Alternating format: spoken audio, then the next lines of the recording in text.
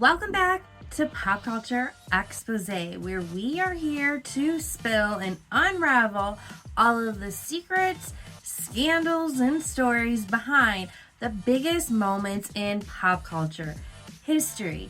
As we know, during the first half of this season, we went over the history of pop culture starting at the 1900s to present day. And in the last episode is where we started the second half of diving into the history of celebrity gossip in Bynes, starting from Hedda Hopper, or Walter Winchell, to Hedda Hopper, to Luella Parsons, to others like AJ Benza, Ted Casablanca, Perez Hilton, and more. We're getting into it all. But today, specifically, we are diving into the fascinating era of gossip that changed the way we consume celebrity culture forever. The age of the internet, Bynes, before social media gave us instant updates on our favorite stars and the constant drip of tea from insiders like Dumois, there was a world where celebrity gossip was shrouded in mystery. Anonymous blogs like Crazy Days and Nights and cryptic blind items ruled the scene, teasing us that just enough information to keep us guessing and coming back for more and obsessing. It's Daniel, aka Danny Gossip Girl. I've got the scoop on Bravo and Bynes. Let's go. When the stars come out to play, you know where to stay. Tune into the buzz, it's the talk of the day. From Bravo shows to the latest celeb spree, we've got the tea, come sip it with me. Danny Gossip Girl, Pop Culture Exposé. We're spilling all the secrets every single day. From Hollywood lights to the gossip Bynes, catch the news, don't get left behind. The internet has ushered in a golden era for celebrity gossip, creating a new frontier for rumors, speculation, and the so-called blinds, those tantalizing, anonymous nuggets of gossip that send readers into a frenzy of speculation.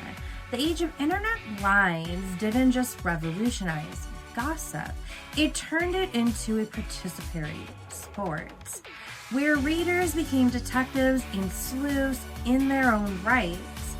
This era reshaped how we consumed celebrity news, leaving behind the glossy tabloids of past and embracing the immediacy and anonymity and virality of online gossip.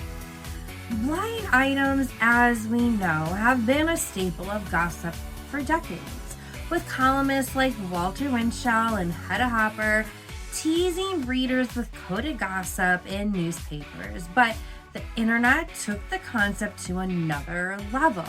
In the early 2000s, sites like Crazy Days and Nights, also known as CDAN, abbreviated for short, Gawker, and Perez Hilton transformed Bynes into click-worthy sensations.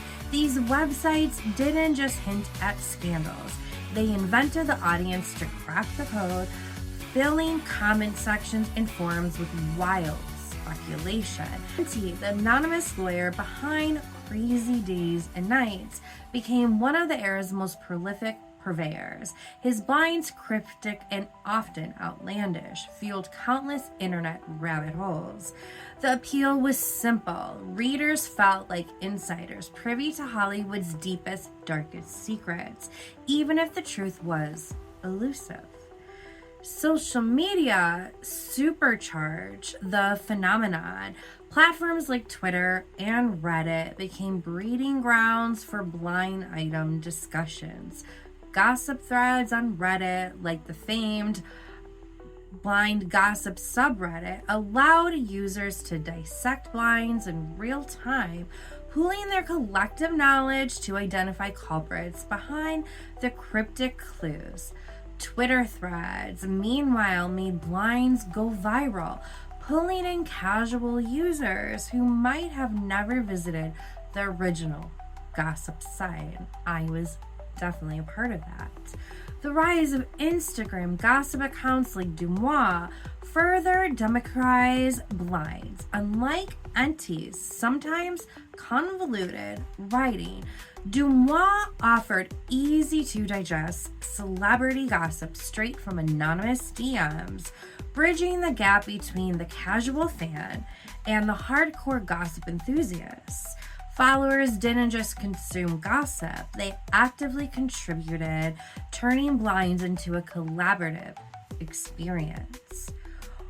Why are internet blinds so captivating? Part of their appeal lies in their ambiguity. They create a thrilling guessing game that feels like solving a mystery. For fans, it's a way to participate in Hollywood drama they love, piecing together rumors and connecting the dots. But there is also a darker allure. Blinds allow gossip to flourish without accountability. Celebrities' private lives become public speculation, often with little disregard for truth. For some, blinds are pure entertainment. For others, they are a weapon to expose wrongdoing. Enty, for instance, had claimed his blinds shine a light on the darker sides of Hollywood. Pedophilia, abuse, corruption, but critics argue that the lack of verification creates a minefield of misinformation. In this age, blinds are both a tool for potential justice and a breeding ground for baseless rumors. The age of internet blinds has also come with a fair share of backlash. Celebrities have sued gossip sites for defamation, while others have publicly debunked rumors spread by blinds. Enty in particular has faced accusations of fabricating stories, pulling details from Reddit, or sensationalizing minor incidents. There's also the ethical question: are blinds a harmless game or a harmful invasion of privacy? For some, blinds are a guilty pleasure. For those targeted by the rumors, the fallout can be devastating. Careers have been derailed, reputations tarnished, and personal life scrutinized, all based on anonymous whispers. Blinds have evolved with times. In the 2010s, blogs like Lainey Gossip and D-Listed carved out niches for themselves with a mix of blinds, commentary, and humor. Sites like The Shade Room shifted focus to urban entertainment, bringing blinds to a broader, more diverse audience. Meanwhile, new players like Dumois rely on crowdsourced submissions, reflecting the shift toward user-generated content. The role of blinds has also expanded beyond Hollywood. Sports, politics, and even influencers have become fair game. Scandals involving major figures like Prince Andrew or the college admissions scandal gain traction in part due to the groundwork laid by blinds. Gossip is no longer confined to celebrities. It's woven into every corner of public life. In this episode, we are turning, though, our focus to one of the biggest players of the era, Crazy Days and Nights. And before we get into it, just some background knowledge on myself and my history on this. As I have been stressing, pop culture is woven into my DNA. It is part of my bloodstream. Forever and ever, I have been following blinds as well. Don't know if that's good or bad, but I like to think it makes me an armchair psychologist and an unofficial detective, not a journalist. I like connecting the dots. But in terms of Crazy Days and Nights, I have been very integrated with that site from the early days, a commenter on this site, interacting with Enty Lawyer himself and collaborating with him on everything having to do with Epstein, working with journalists because of that too. So we collaborated. I also had a lot of interactions with main commenters on his site, and for over a year has been investigating the site and the man behind it. So just for some little background. But of course, as we go throughout this, I will be providing all the proof, timeline, and receipts. Say we're spilling all the secrets every single day, from Hollywood lights to the gossip blinds. Catch the news, don't get left behind. Launched in 2006, this site promised unfiltered Hollywood secrets from an anonymous entertainment lawyer known as NT Lawyer. For years, NT's blinds captivated readers, mixing shocking revelations with just enough credibility that would leave readers captivated and make it irresistible. But with its own success came questions. How much was in fact fiction? And how much was fact? And who exactly was the mysterious figure behind it all? We'll explore the origins of Crazy Days and Nights, its rise to fame, and the addictive allure of the blinds. We'll also examine how inspired today's modern gossip outlets, like Deuxmoi, which continue to use anonymity and community speculation to keep fans hooked. And of course, we'll discuss the moment when the veil was lifted on NT's identity, shattering the mystique that made Crazy Days and Nights so powerful. What happens when the creator becomes as much part of the story as the blinds themselves? So grab your favorite beverage, settle in, maybe get some popcorn as well, and get ready for a deep dive into the world of internet blinds, where the lines between truth and gossip blur, and the search for Hollywood's darkest secrets become a collective obsession. Let's get into it. The website Crazy Days and Nights, also known as CDAN, CDAN, as it's often called, began in the mid-2000s during a time when celebrity gossip blogs were exploding in popularity. Founded in 2006 by a man who went by the synonym NT Lawyer because he said he was an entertainment lawyer, and we'll get into more of that, of who the actual man is behind the curtain in the next episode. And trust me, it's going to be the most explosive episode to date. CDAN, though, presented itself as Hollywood's insider anonymous outlet for juicy gossip and blind items. This wasn't just your average tabloid gossip. It claimed to come directly from the heart of the entertainment industry. At first glance, CDAN appeared to be an unassuming blog. Its layout was simple, basic, and the tone of its posts was conversational, even a bit rough around the edges.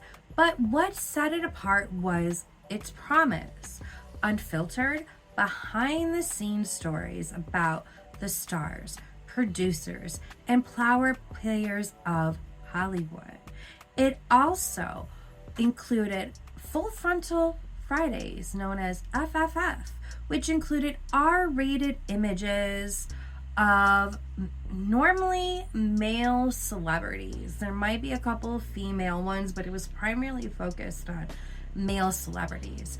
And then you can click on the link and it would take you to somewhere outside of the site where you could see the beyond X-rated images of it. So now, is that smart as an entertainment lawyer? Number one, to have a gossip site, let alone to bring in that X-ratedness above it, where you are fully putting up nude pictures.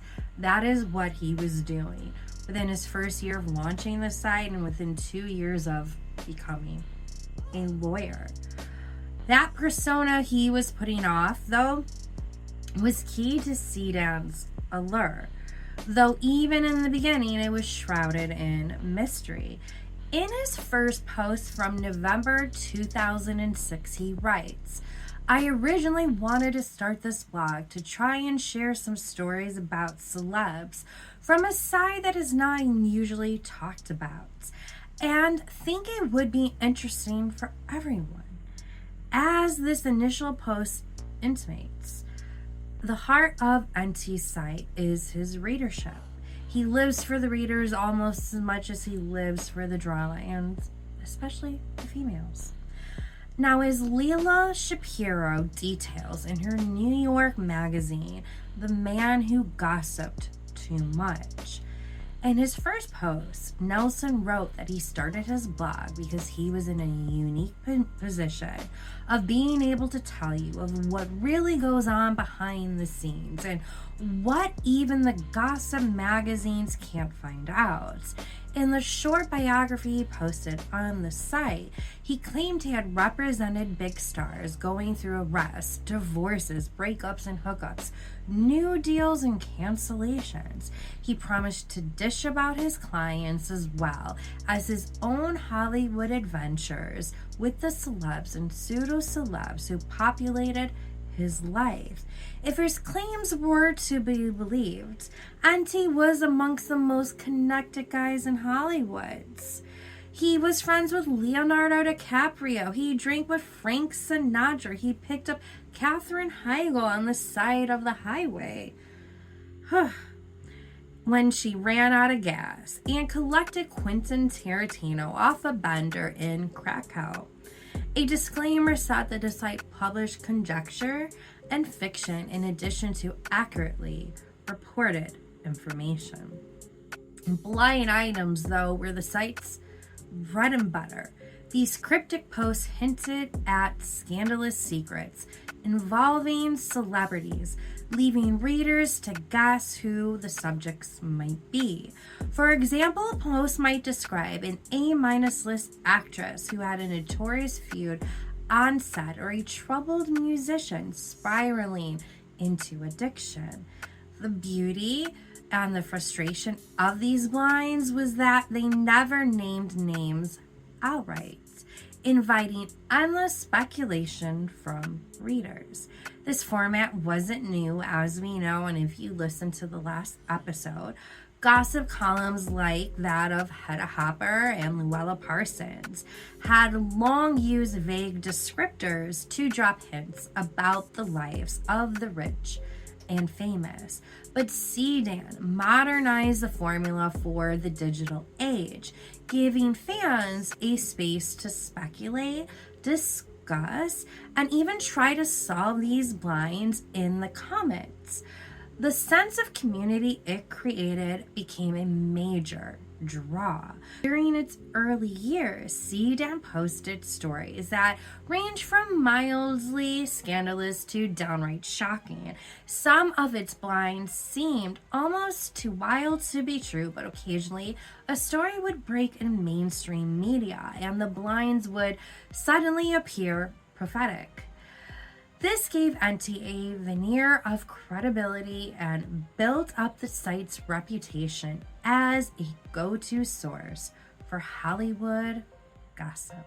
When we think of crazy days and nights, when story stands out as the pinnacle of Auntie's legend, My Week with Kay. This epic blind item, published in 2 sprawling parts, promised readers an inside look at the debauched, chaotic week Auntie allegedly spent with a legendary A-list actor. But as enthralling as the story was, it turned out to be nothing more than a carefully crafted fabrication, one that cemented Auntie's reputation as an enigmatic insider, even as it unraveled under scrutiny. Let's set the scene. Mr. K, as Auntie referred to him, was described as a 60-plus forever A-list actor, someone with a Hollywood legacy that could never be erased. The story is rich with absurd and salacious details.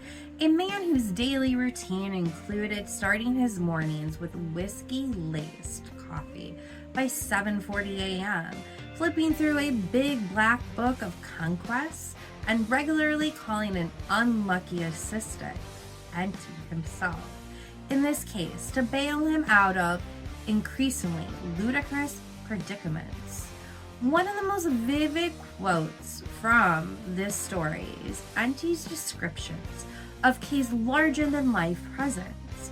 His presence screamed You will notice me and bow down before me. And bow down Enty did, or at least that's what he wanted us to believe. The tale's piece de la resistance, however, comes when Kay overdoses on Viagra alternatives and faces an unfortunate medical issue. Enty, in a panic, calls a doctor on a pretense of suffering from the same condition. When told the solution might involve a needle, Kay's reaction is described in one of the Blind's most memorable quotes. The look on his face was priceless. The resolution? Ice, whiskey, and of course, more chaos. Real kicker? My week with Kay, its tone, a mix of high-stakes Hollywood drama and absurd comedy. Kay drinks $2,500 bottles of whiskey, insults everyone within an earshot, and parades through LA in a haze of arrogance and body odor. There's even a climatic party scene where Kay and his aging Hollywood crony is described as not suitable for film at all. Call Enty to act as their emergency 2 a.m. bartender. The story was tailor-made for gossip lovers, outrageous, tantalizing, and just believable enough to hook readers. It painted Enty as a harried insider, reluctantly dragged into the orbit of a larger-than-life star. But here's the twist. None of it happened. Over time, as Enty's credibility came under scrutiny, it became clear that stories like this one were more likely the product of a creative imagination than actual insider access. The details were too cinematic, the characters too archetypal. Even the anonymous commenters were once flocked to solve CDAN's blind items began to question whether Kay ever existed. Still, my week with Kay remains iconic, not because it's true, but because it encapsulates the allure of blind items themselves. The chance to glimpse into a world we'll never fully know, to piece together puzzles from tantalizing clues, and to indulge in a fantasy of Hollywood that's almost too ridiculous. As Enty once said in A Blind, the problem is that times have changed, but Kay has not. Perhaps that was true of Enty himself, whose early blinds built his reputation, but eventually led to the downfall when the truth or lack thereof came to light. And we will be getting more into that in the next episode as we dive into Enty and Leela Shapiro's article more. However, the mystery surrounding the site's creator was just as intriguing as the blinds themselves. Who was Enty Lawyer? Could he really be a practicing entertainment lawyer? Skeptics pointed out that many blinds were so vague that they could almost apply to anyone, while others questioned how a lawyer with Hollywood connections would have the time to run a gossip site with full time.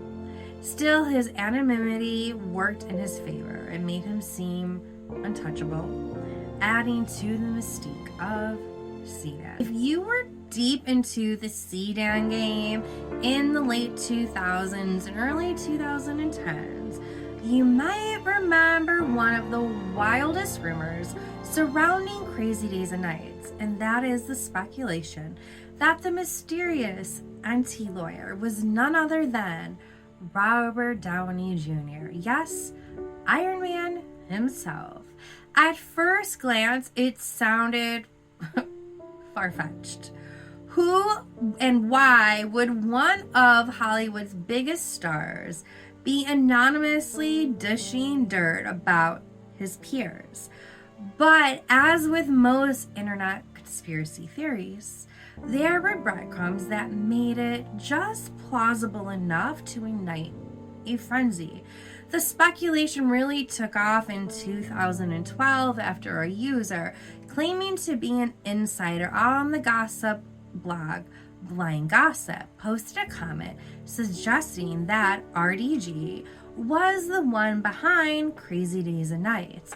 The comment outlined a deep knowledge of Hollywood, strong connections to A-list celebrities, and an insider disdain for the industry's darker elements. The tone, sarcastic, witty, and self-deprecating, eerily similar to the way that NT Lawyer often wrote his own post.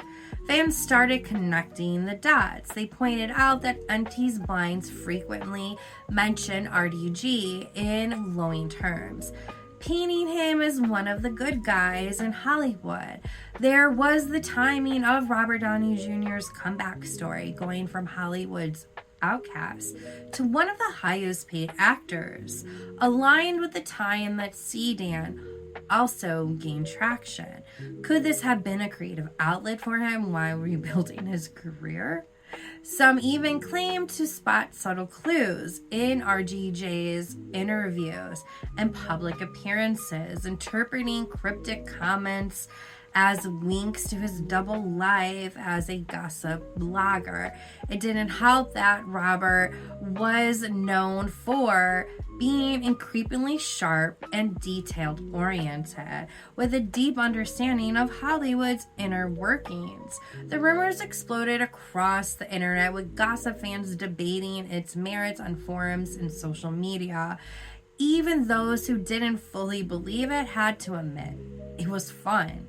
It was completely absurd theory, but it was fun. But then, as quickly as the speculation began, Robert Downey Jr. himself began to distance himself from the narrative. He never addressed the rumor directly, but the idea that one of Hollywood's biggest stars was moonlighting as a gossip blogger started to feel less and less credible. And eventually, as details about NT's real identity emerged, details that didn't quite align with RDJ's theory, the speculation faded into the background. Regardless, Robert Downey Jr.'s publicist eventually spoke out. Still, the idea that Robert Downey Jr. could have been behind the blinds of Crazy Days and Nights is one of those pop culture conspiracy theories that will always have a certain charm. It speaks to the mystique of Hollywood, the intrigue of anonymity, and the way fans desperately want to believe there's always more going on beneath the surface. Whether you're bought into it or not, the RDJ and NT rumor perfectly encapsulated the era of internet gossip. Wild, speculative, and endlessly entertaining.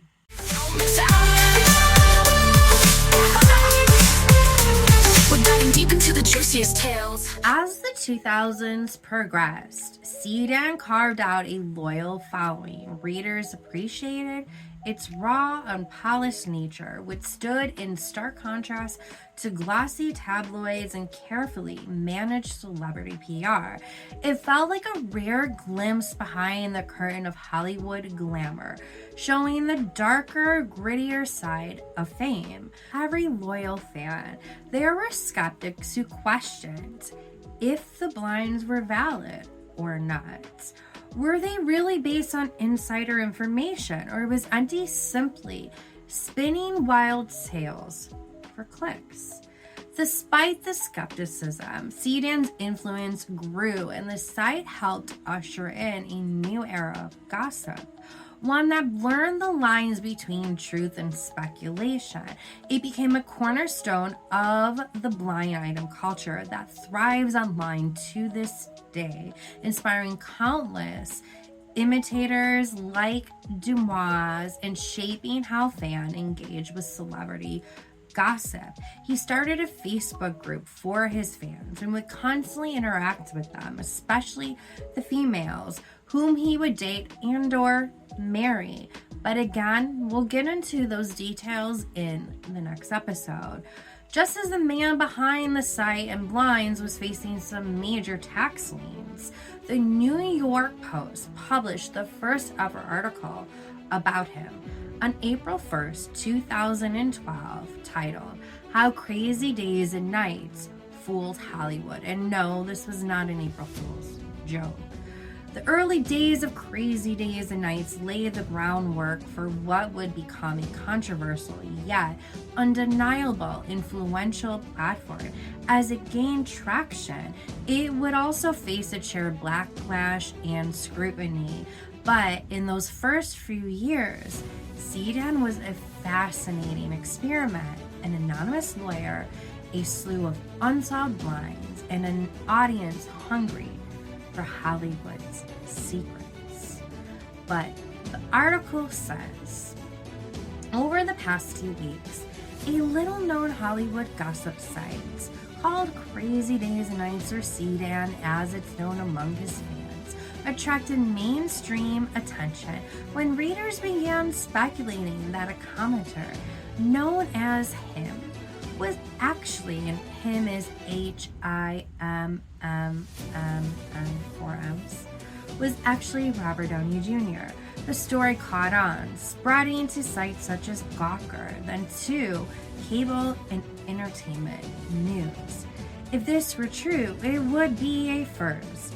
A member of Hollywood's establishment turning on his own, revealing the subjects of old Hollywood gossip involving an aging matinee idol, a deceased movie star, and a brutal rape, allegedly. Then last week, the anonymous blogger behind CDAN, he says he's a dialed-in entertainment lawyer, and he goes by the handle NT, posted a blind item that purportedly came from a star of The Hunger Games, revealing drug use and bed hopping from day one. "I knew this actor wanted me," it read. "So after a few days of flirting on set, a million miles from our partners, we decided to F. And we effed like crazy, like rabbits." Readers guessed that tidbit could only come from none other than Jennifer Lawrence. And like so much of what lives on CDAN, trying to determine the truth is akin to proving a negative. Impossible. The article goes on to say, CDAN almost never elicits reactions from stars. As one high-profile publicist puts it, it's the whole "I don't beat my wife" thing. You can't make something worse. In Downey's case, however, his publicist issued an outright denial, and speculation moved along. What most everyone in Hollywood wants to know is just who is behind Crazy Days and Nights, and how can he be stopped? The article continues to say, "People have always asked me, what is it with this guy? The sketchiness around his identity," says one veteran show business reporter. "It's interesting how people are scared of him." The blog's author, who is ironically obsessive about his privacy, agreed to speak with the Post on the condition that we not reveal his identity or place of business. Online NT writes that he's a beast, 3-time divorced entertainment lawyer who lives in his parents' basement, drinks heavily, and networks with his famous clientele, who feed him his best items. Only some of this, he says, is true. "I am not 400 pounds and living in the basement," he says, laughing. He began the blog as a hobby a few years ago, he tells the Post. Gawker Media offered to buy his site. He says that some of his best stuff comes from his celebrities that he's been friendly with. Leonardo DiCaprio, for example, the subject of one of the most recently revealed lines. And he also says he was friends with actress Amber Tamblyn when she lived in LA, and sent a long poem and a 2007 handwritten FedEx receipt supposedly from Tamblyn as proof. The veteran showbiz reporter believed that the art DJ scandal has led Auntie to ramp up his lines and by extension, unique hits. That's the only way to make money, she says. But the culture has become so damaging that someone who leaves anonymous comments can drive the story, she says. What kind of world is it that someone can just claim one star raped another? Auntie says that he is not out to defame anyone. I don't reveal things that make people look really bad. Bullshit. He has integrity and experts, the same. In the industry, he says, only 5 people know who I am. So just who is Auntie? He provided the post with a scan of his bar card, and he is in fact a lawyer registered with the California bar. Yes, that's true. According to public records, he is 43 and lives in Los Angeles. Mind you, again, this article was written a while ago. Article says he does work at an LA-based law firm, but according to them, he's not an entertainment lawyer. They don't even have an entertainment division. Auntie, it turns out, handles wills and probates. Nearly everything Auntie says, in fact, doesn't check out. That package template sent him, that receipt dated December 2007, came from an LA-based recording studio called Michael Turner Productions. Sole employee Michael Turner says Tamblyn has never been through there. What does she do? He asks. Gawker Media says founder and CEO Nick Denton never offered to buy CDAN. Oh, and the person most likely to be him, according to Auntie, someone who tells the Post he's shocked to hear. Absolutely not true. He lives in Virginia and has retained land. We'll get into that more in the next episode, too. But wait, there's more. I'm sorry for saying that. Every time I said in the next episode, take a shot, but get home safely. It goes on to say, it all indicates that Hollywood and the media have been punked, duped by a soft-spoken probate lawyer with delusions of grandeur. And he's only getting bolder, accusing aging and dead stars of rape, murder, and schmedophilia. So why hasn't he been sued yet?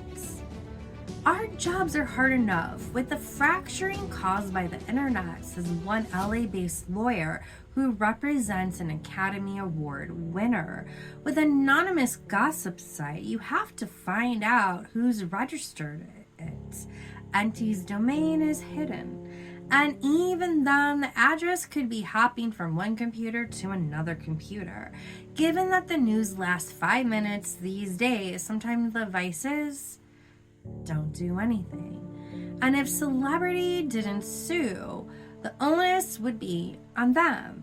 They'd have to prove the information was not only false, but posted with malicious intent, and invite high-profile media coverage that would last longer than the most outrageous online rumor. And so until libel catch up with the web, Auntie will probably continue to reveal the answers to his scandalous lines, celebrities and publicists afraid to deny them. Because as one publicist says, if I go on the record to say my client doesn't know him, who knows if he'll get mad and what he'll say next.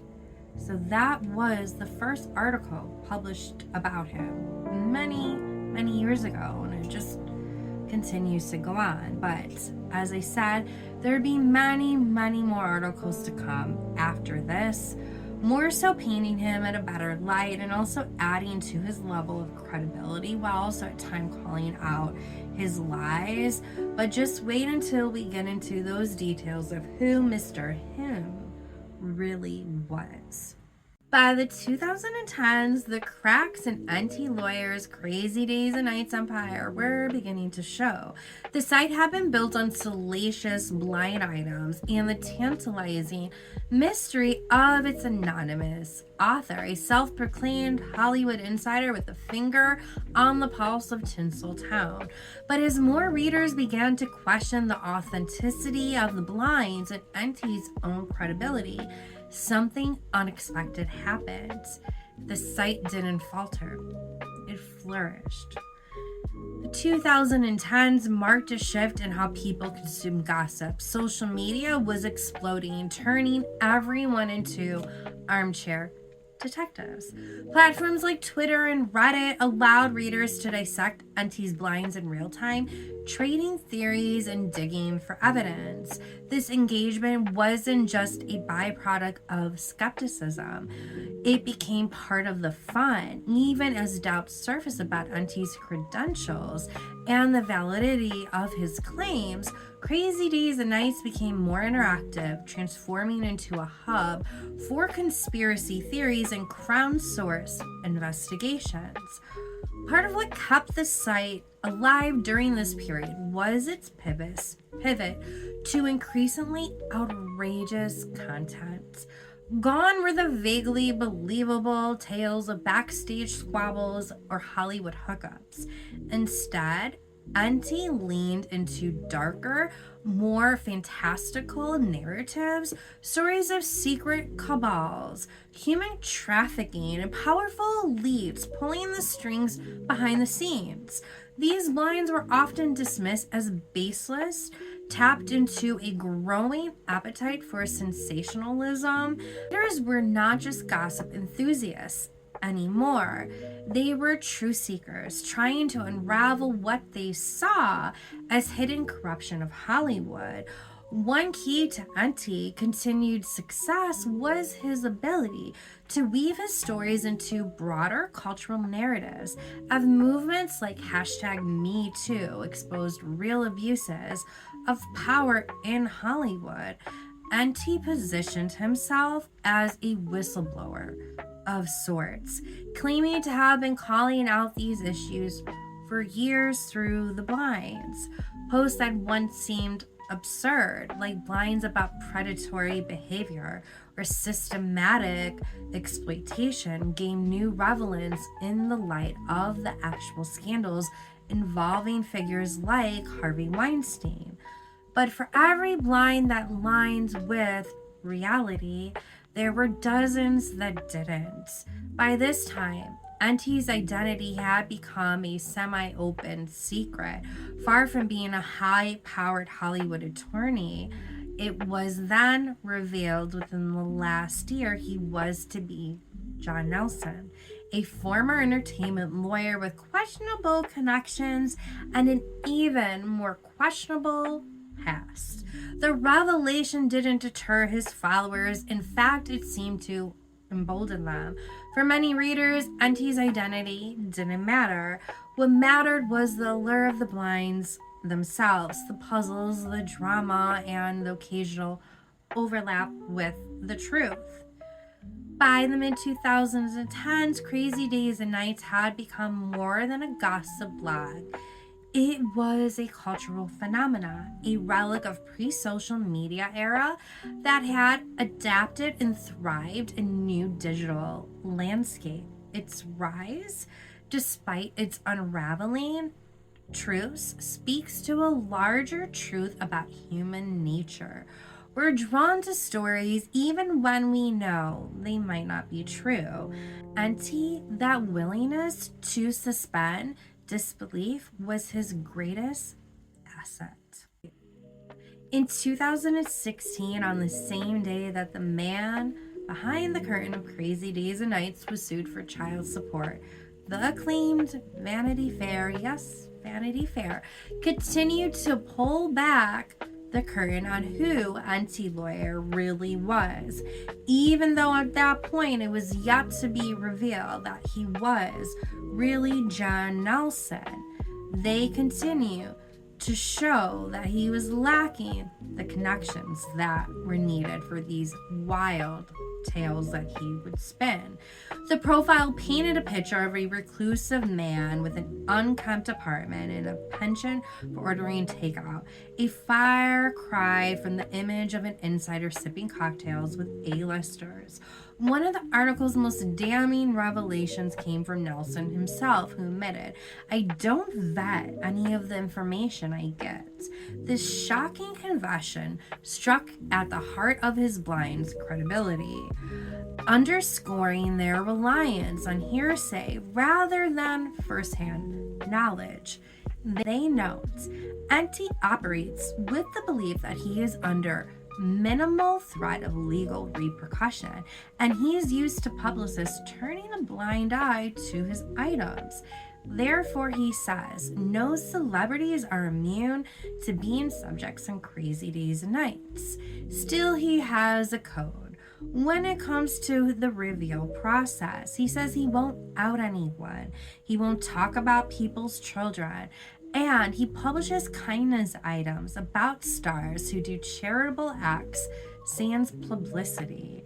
It's this whole culture of, oh, I have to stay in front of the cameras, he says. That's the kind of behavior I really don't like. That's the kind of thing I expose. And he doesn't always stick true to this code he says he has. The article highlighted Enty's pivot to increasingly outrageous content, from salacious celebrity hookups to sprawling conspiracy theories about Hollywood's elites. Yet when pressed about these claims, he doubled down, insisting, "You don't have to believe it. I don't care." This quote perfectly encapsulates the site's ethos: entertainment over truth. Despite the expose, Vanity Fair acknowledged that Crazy Days and Nights remained wildly popular. The Bynes' addictive nature, the site's ability to tap into cultural anxieties about power and secrecy allowed it to thrive, even as its creators' credibility crumbled. Perhaps the most striking takeaway from the profile is how Enty rationalized his approach to gossip. He described himself as a storyteller rather than a journalist, declaring, "The Bynes are just modern day parables." It's a framing that allowed him to sidestep accountability while leaning into the site's myth-making appeal. The article says, celebrities are used to their names being plastered across headlines, so it's easy to eye roll at Crazy Days and Nights. But ignoring Enty's reveals only goes so far when he says the site boasts millions of views a month. And sure, Enty's Bynes and reveals can be wrong, but he claims to be quite discriminating. While smaller Bynes sourced from eyewitnesses get revealed on a daily basis, larger Bynes are only revealed if Enty has a direct line to them. In the end, the Vanity Fair article didn't bring Enty's empire crashing down. Instead, it cemented his status as one of the most polarizing figures in modern gossip, a man whose work blurred the line between fantasy and reality, leaving readers to decide which wasn't. Then just over a year later is when he launched his Patreon podcast. Enty's ability to dominate the gossip world was heavily fueled by his strategic use of social media platforms. Twitter became his most dynamic tool, where he teased blind items, interacted with followers, and sparked viral speculation threads.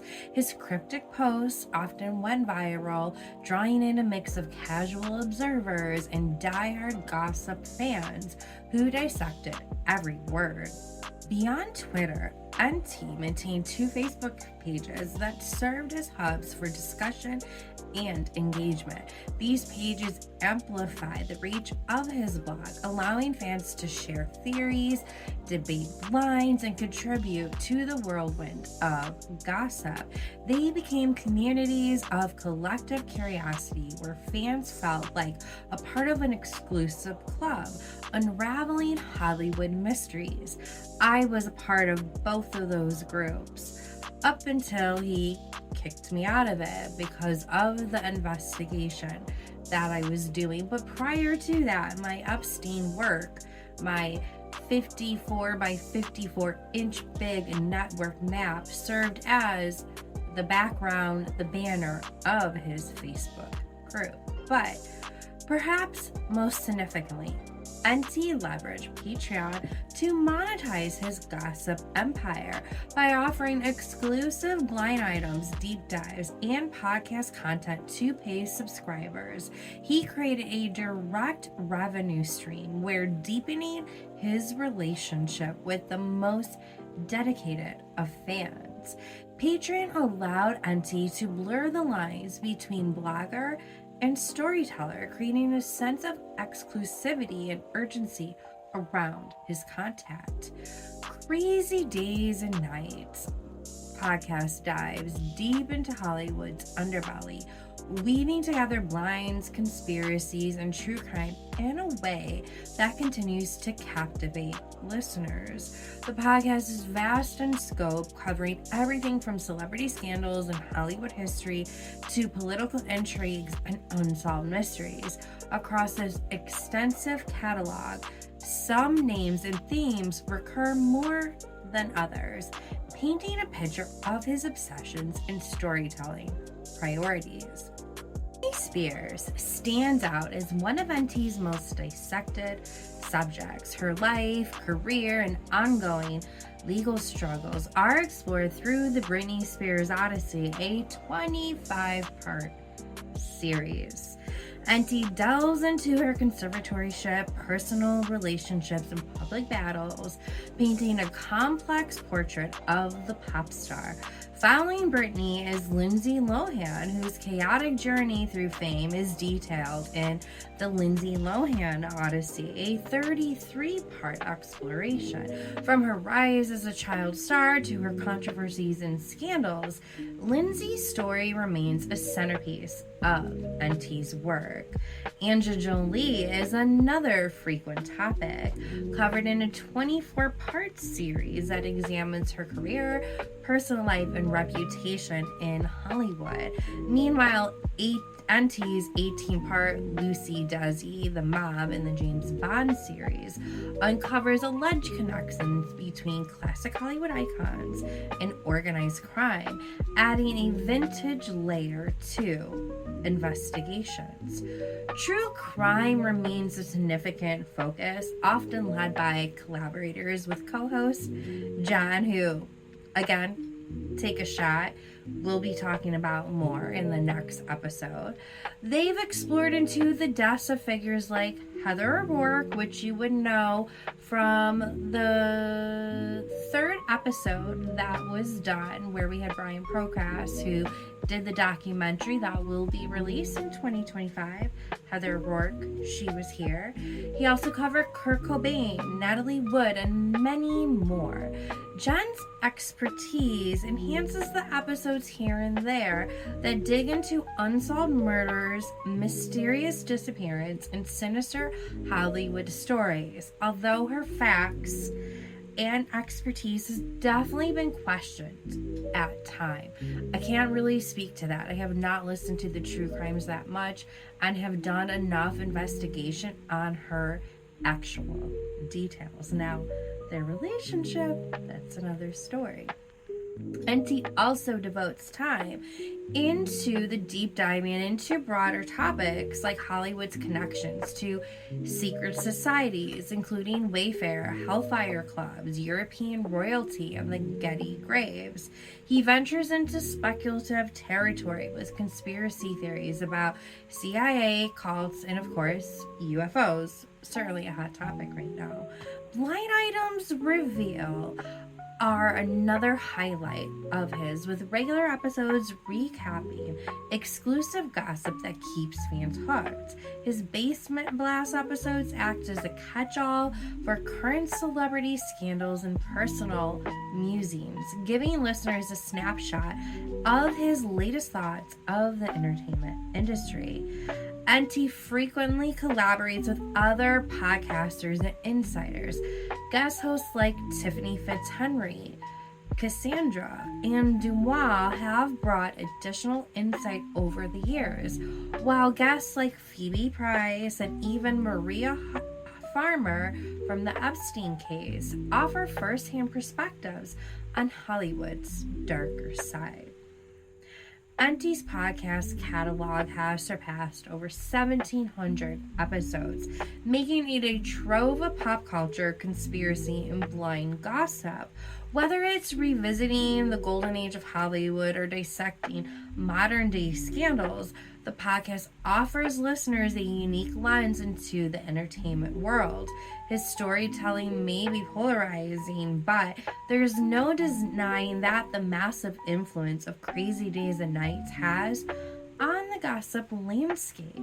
It is just unfortunate how many untruths, though, you will need to sift through. This multi-platform approach not only broadened his reach, but also gave his content life beyond the blog. Social media allowed Auntie to create a crowdsourced feedback loop where followers contributed theories and connected dots, adding layers to narratives. These platforms didn't just amplify his voice, they became integral to how Crazy Days and Nights evolved into a cultural phenomenon and almost like an MLM. Danny Gossip Girl, Pop Culture Exposé. We're spilling all the secrets every single day, from Hollywood lights to the gossip. Dan Schneider, the once revered Nickelodeon producer, has been a long-standing subject of gossip and speculation within Hollywood's dark corners. Auntie, through Crazy Days and Nights, played a significant role in amplifying this discourse. Over the years, his site has alleged shocking and horrifying claims about Schneider's behavior, speculating that the producer wielded his power to exploit child actors. These claims painted Schneider as a figure at the center of sinister network in children's entertainment, with BlindItems suggesting inappropriate behavior behind the scenes.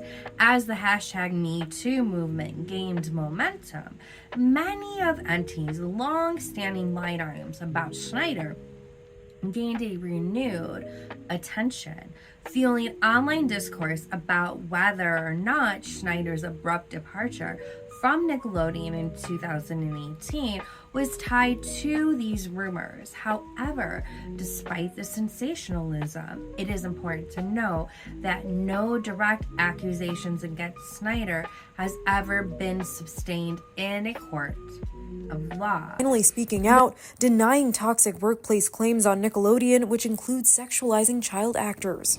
Schneider was a prolific kids' TV producer behind several Nickelodeon hits like The Amanda Show and All That, but has been at the center of allegations of abuse, sexism, racism, and inappropriate behavior involving underage stars and crew members on set, all of which was recently highlighted in Investigation Discovery's docuseries Quiet on the Set, The Dark Side of Kids TV. A spokesperson for Schneider released a statement which read, "Everything that happened on the shows Dan ran was carefully scrutinized by dozens of involved adults and approved by the network. Had there been any scenes or outfits that were inappropriate in any way, they would have been flagged and blocked by this multi-layered scrutiny." The spokesperson continued saying the kids' TV producer's script secured network approvals. Remember, all stories, dialogue, costumes, and makeup were fully approved by network executives on 2 coasts. A standards and practices group read and ultimately approved every script, and program executives reviewed and approved all episodes. In addition, every day on every set, there were always parents and caregivers and their friends watching filming and rehearsals. Schneider's statement comes after the first 2 episodes of Investigation Discovery's docuseries premiered on Sunday night. Former Drake and Josh star Drake Bell and other former child actors came forward with The focus then shifted to Amanda Bynes, one of Schneider's most successful proteges. From the Amanda Show, Dan Schneider. Hi. Hi, you're the producer of the show. Yes, I'm the executive producer and the head writer. You actually wrote the words we're saying to each other right now. Yeah. Yes, I wrote this whole conversation that we're having right here. Considering the executive producer. Give me an IC. Can we have an IC before sent to the executive producer? I see. Now, send to the executive. I see, now send to the executive.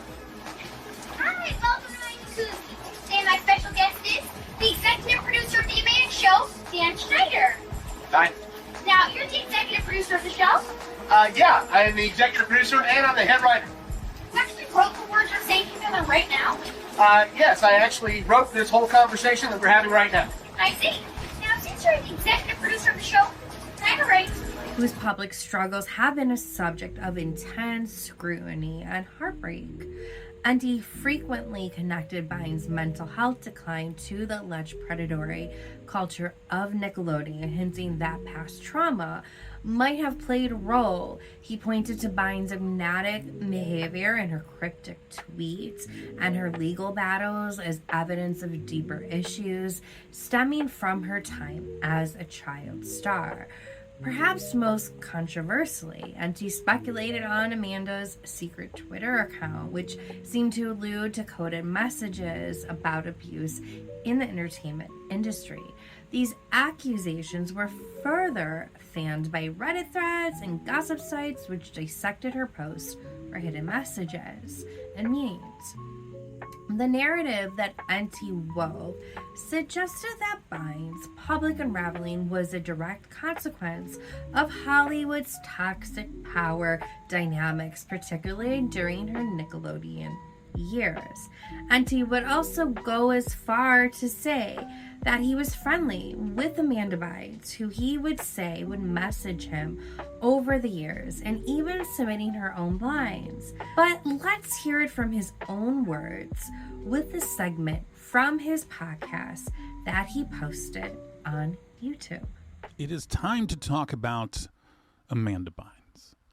And she has had a unique thread through the history of the site, pretty much from the first year, not even the 1 year anniversary. She's always kind of been that consistent thread throughout the history of it.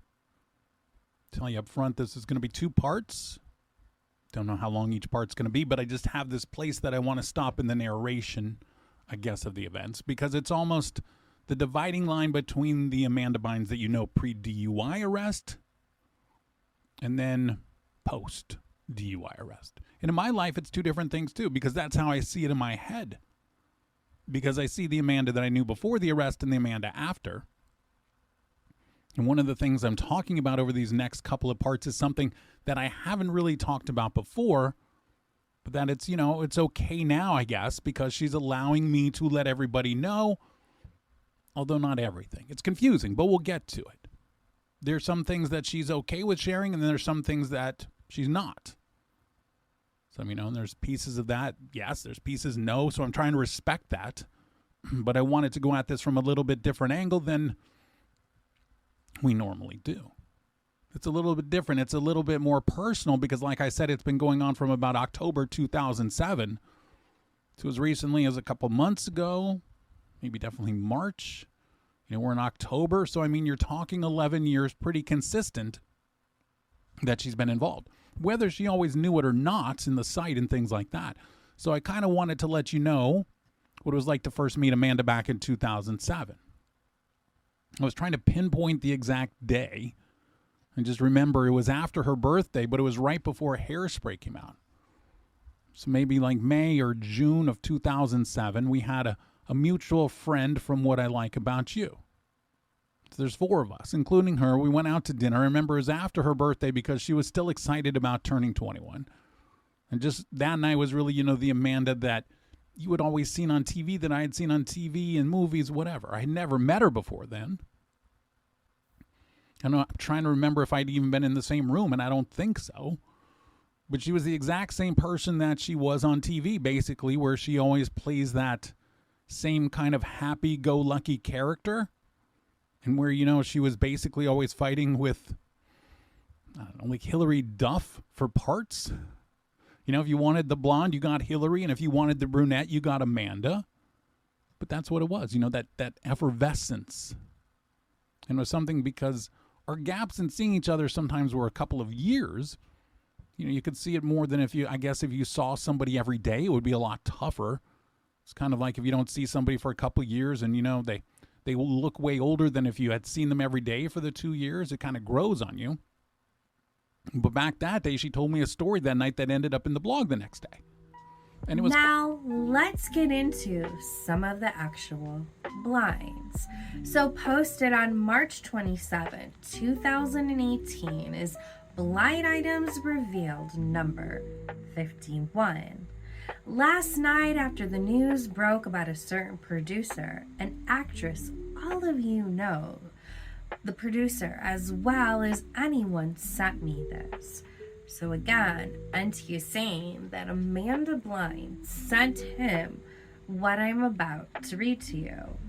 Thank you all for your ongoing support. I don't know how any of these men sleep at night, but if there is one thing that I do know is that what's done in the dark always comes to light. XOXO. Sorry, I thought I was clever.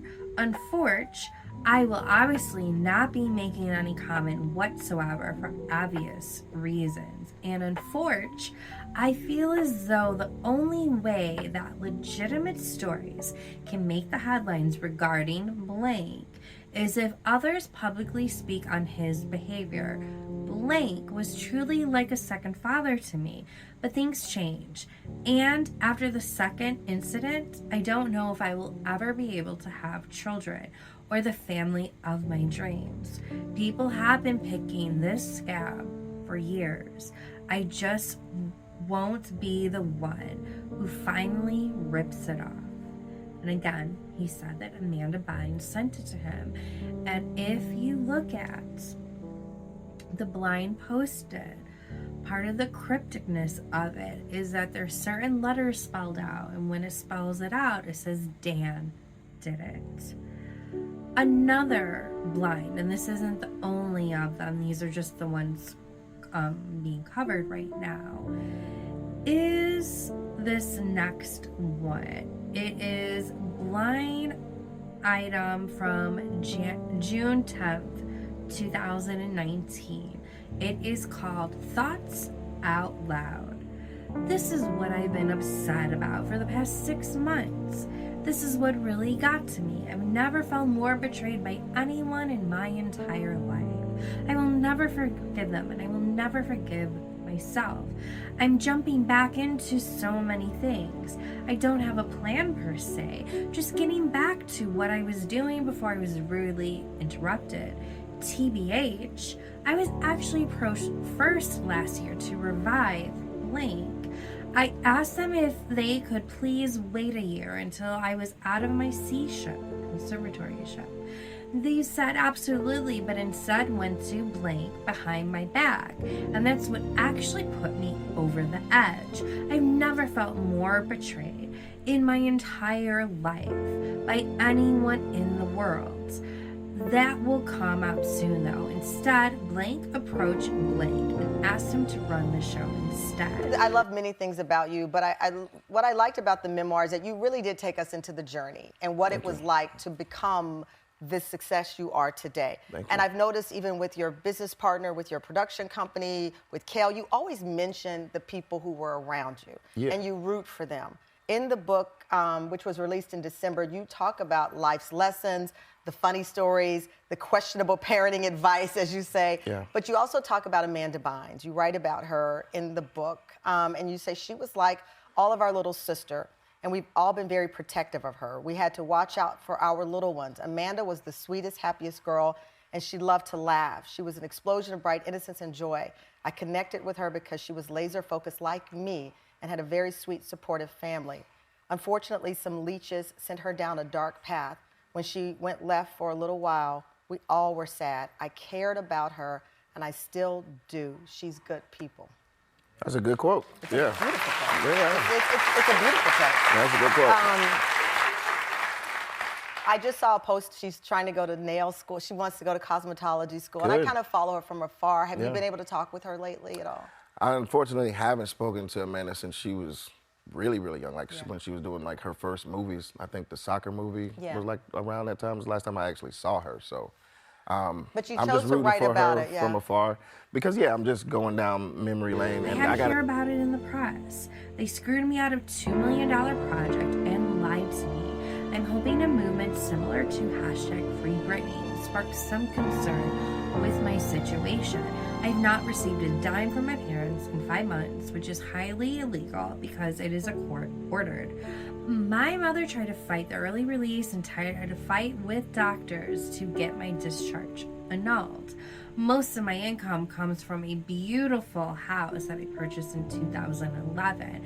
I just do not have any access to my own money, and it's starting to take a toll on me again. My mother is getting ready to have my C-ship extended far beyond 2020, and she is going to use my recent stay at the facility as the main reason for the extension.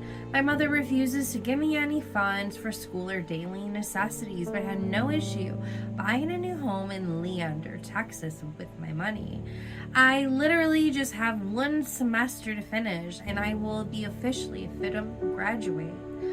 This is absolutely insane, and something needs to happen. Most things aren't always as they appear. I cannot afford any more negative PR, but I have no other choice. It's been extremely hard to move on and to move forward with the limited resources that are being made available to me. I cannot even afford the school supplies that I desperately need for my last semester. My mother wants nothing more than to see me fail, and I'm scared she might succeed permanently. I'm just very upset with what blank did to me. I was literally praying for that job with blank. I never prayed so much in my entire life. I just wanted them to wait a year until my conservatorship was over and free.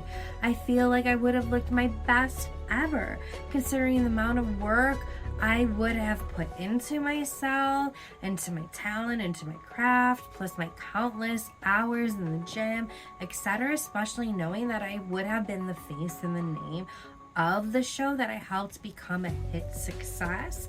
I literally thought that blank would have waited and gave me the opportunity. I was skeptical, but they assured me that they would have waited, but instead I had to hear about it from the press.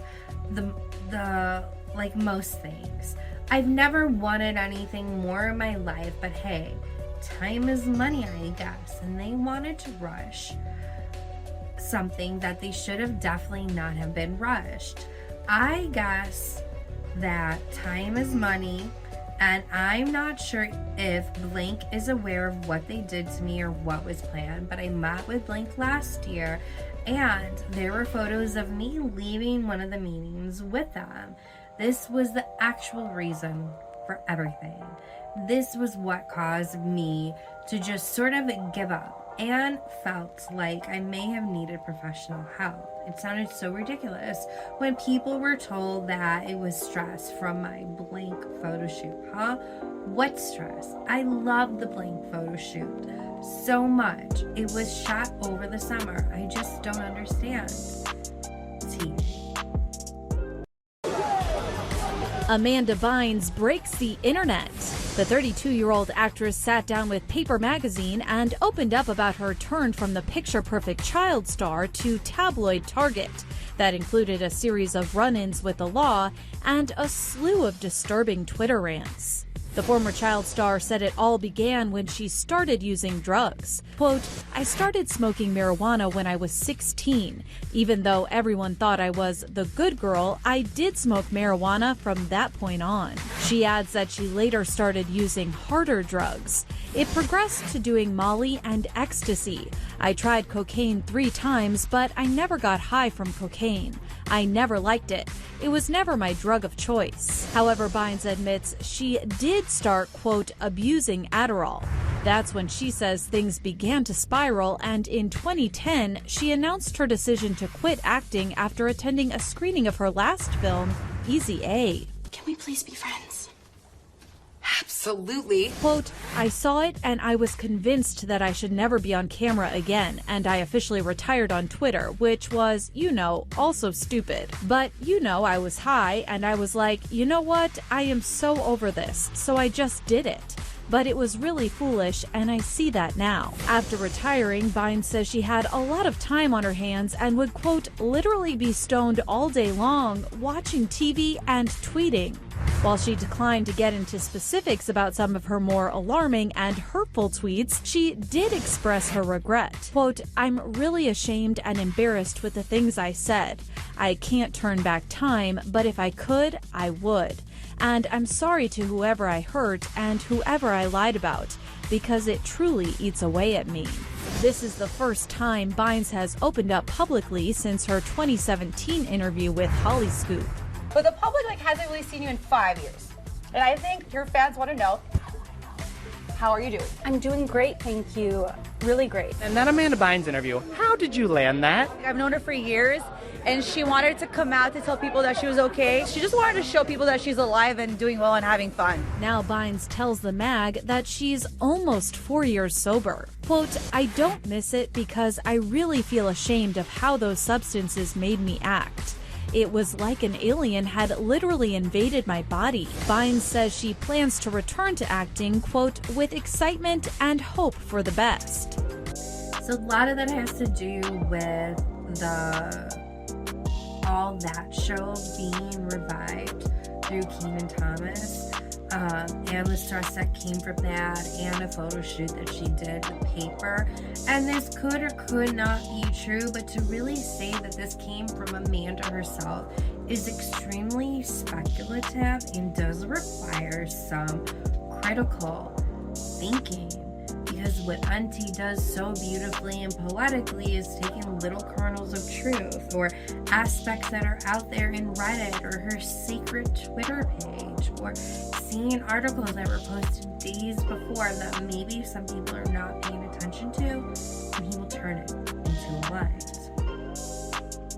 So those are two of the ones that had to do with that. And again, that one first line allegedly spelled Dan didn't. Now, while some of these claims may contain elements of truth, it is crucial to recognize how Auntie builds his stories, as I was saying.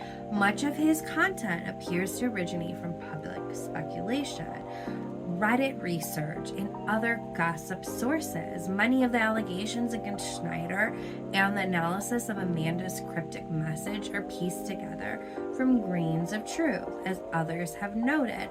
Auntie's talent lies in the crafting of compelling narratives from whispers in the entertainment world, leaving readers to determine where the truth ends and the speculation begins. Tune into the buzz, it's the talk of the day. From Bravo shows to the latest celeb spree, we've got the tea, come sip it with me. Danny Gossip Girl, Pop Culture Exposé, we're spilling all the secrets every single day. Get your fix of pop culture every night. Ooh, what's happening in Beverly Hills? Danny Gossip.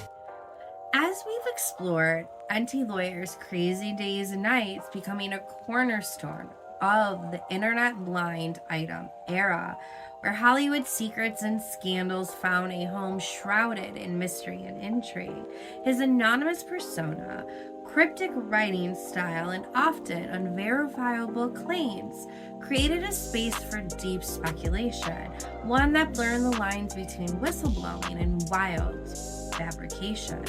But as the internet evolved, so does the way in which gossip was consumed and disseminated. Enter Dumois, a modern-day disruptor in the world of blinds. Where Auntie's approach thrived on vagueness and coded puzzles, Dumois embraced a more direct, participatory, and user-generated model of gossip. If Crazy Days and Nights was a secret back room, Dumois is a loud, crowded cocktail party where whispers turn into trending hashtags. Barry and Sabrina, if you receive the Dumois newsletter this week, there was a blind item at the end of the newsletter that went kind of viral. Cut to People magazine officially announcing Sabrina Carpenter and Barry Keoghan have decided to take a break. Okay, well, decided to take a break is code for they broke up. It seems like there was some truth to the blind item. Now, as far as the cheating, that's the part that I am unsure about. I obviously did ask someone. This is what they had to say. They said, apparently there is a girl. In this next section, we'll explore how Deuxmoi redefined the game from its roots as a fashion blog to its transformation into the internet's hottest gossip hub. We'll dive into the allure of Deuxmoi's real-time approach, its crowdsourced submissions, and its uncanny ability to reflect the modern age of gossip, fast, viral, and inherently interactive. While Enty was the pioneer of internet blinds, Deuxmoi brought them into the social media spotlight, changing the way we engage with celebrity culture forever. Happy Thanksgiving to those who celebrate. Taylor and Travis. As far as I know, Taylor is in Kansas City for Thanksgiving. Somebody dropped in the Q&A. A friend has on good word that the two hottest T's bought a house together. They are contractors, meaning the friends are contractors. Now, you're going to ask where.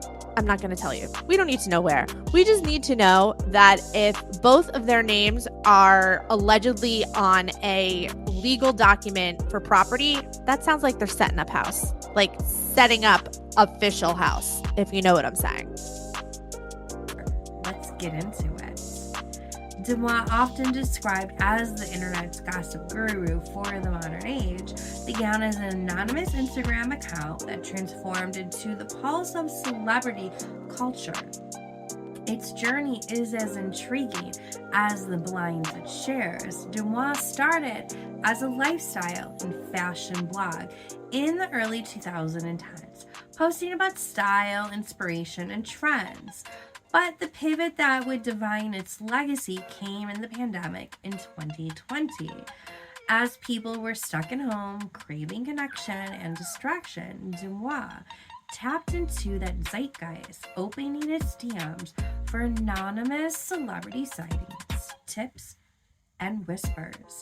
This seamlessly small shift would forever change the game of gossip. Initially, Deuxmoi's submissions ranged from mundane sightings of grocery stores to rumors about who's dating whom in Hollywood, but the account's unique selling point was its speed and inclusivity. Unlike traditional blind item platforms, Deuxmoi democratized gossip. Anyone could submit, and many did, spanning the globe. This allowed the account to build a near real-time crowdsourced map of celebrity activity. Suddenly, the mystery of blinds became a shared experience with fans dissecting submissions in real time. Deuxmoi's Instagram stories became a living, breathing feed of celebrity gossip. Everything from A-list scandals to niche tidbits about reality stars, and unlike earlier blind creators, Deuxmoi made no claims to investigate reporting or deep insider knowledge. Instead, the account embraced its role as a conduit, explicitly labeling its posts as unverified. This transparency periodically made it feel more trustworthy to many, and that's something she continuously does in her podcast as well. Deuxmoi operates with a set of loosely defined principles that balance the chaos of crowdsourced submissions with a veneer of responsibility. One of the most notable tenets is no malicious intent rule. Submissions deemed overly cruel or invasive, such as health rumors or details about children, are often filtered out. Deuxmoi also avoids outright naming individuals accused of severe misconduct, sticking instead to vague identifiers like a certain A-list actor. This approach, while criticized by some for perpetuating harmful speculation, it's a stark departure from the more direct accusations of platforms like Crazy Days and Nights. Additionally, Deuxmoi's method of anonymizing the submissions plays a dual role. On one hand, it protects the privacy of contributors. On the other, It shields the account from liability. By distancing itself from the claims, Dumois has created a space where rumor thrives, but accountability is elusive. Dumois' influence extends beyond Instagram. The account has become a cultural touchstone, mentioned in major publications and even inspiring a book, A Non-Place, which fictionalizes its rise. Celebrities themselves have taken notice, with some embracing the account for its playful, low-stakes gossip. You lied to me. You told me when your book came out, you were like, oh, we would have drinks? First, yes, that's one of the lies. And second is that like maybe that you would come out to the world, or you said you would come out to me. No, I fucking never said I was coming out to the world or you. But I did say we would get drinks, but I'm honestly like, I'm so busy. Like I can't Okay, even so make it's not plans like with you my won't friends. reveal yourself to me? No, Do you we trust can me? totally have drinks. Well, let's text. Like I text a lot of people. I text a lot. But do they know who you are? No. So the answer is no. People don't know who you are, even in the industry. But if we have drinks, you're gonna have to fucking tell me. I am. Why can't you just call me Do? Are you fucking joking me? Wait, are you serious? While other criticizes its perpetuation of rumors, yet its popularity remains undeniable. From sparking internet-wide debates about soft launches of relationships to predicting breakups before tabloids catch on, Dumois has redefined gossip as collaborative, interactive experience. Part of Dumois' success lies in its ability to reflect the zeitgeist of the digital age. You've talked about us a lot. You talk about celebrity, pop culture. I want you on. Now, this ghost thing that we're doing right here, I like the eye in the sky. I was flipping through the notes. People actually know who you are.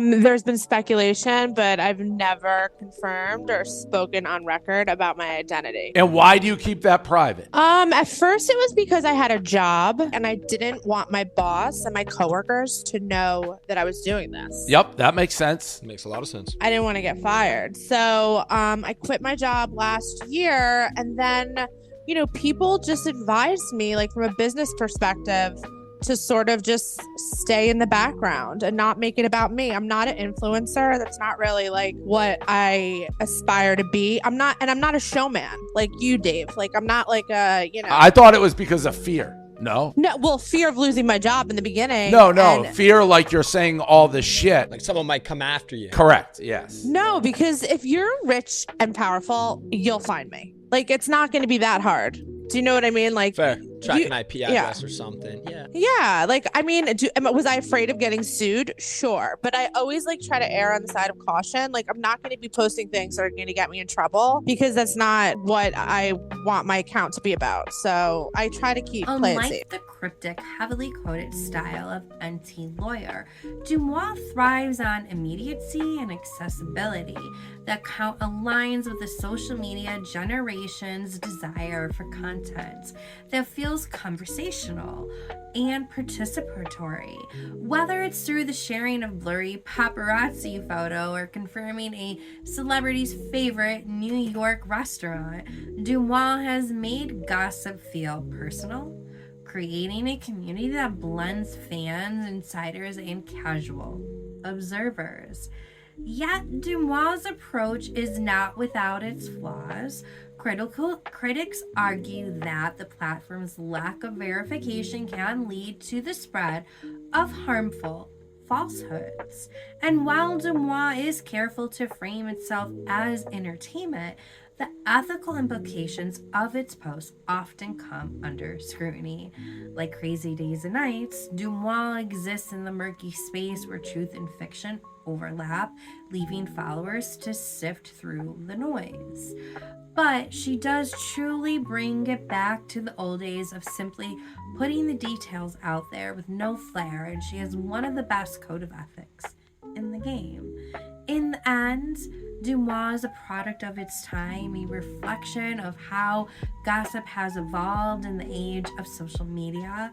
It's fast, collaborative, and apologetically speculative, embodying both the best and the worst of internet's potential. As we dive deeper into this age of internet blinds, Deuxmoi stands as a fascinating case of how technology reshapes even the oldest humans' pastimes, storytelling, speculation, and of course, gossip. We wrap up this episode. We've journeyed through the wild evolution of gossip, how Crazy Days and Nights and its creator Auntie Lawyer shaped the modern blind item world, and how platforms like Deuxmoi have revolutionized the game for a new generation. Gossip has always been a reflection of the times, blending intrigue, speculation, and the undeniable human thirst for stories about untouchable lives of the rich and famous. But what if the man behind Crazy Days and Nights wasn't as untouchable as he claims? What if the architect of so many salacious tales, the one cloaked in anonymity, has his own story to unravel, one filled with contradictions, questionable alliances, and players who have stepped forward to shed light on his shadowy persona? In this next episode, we lift the veil on the man behind the blinds, John Nelson. We'll explore who he really is, his connections, and the key players of his tangled web of gossip and intrigue.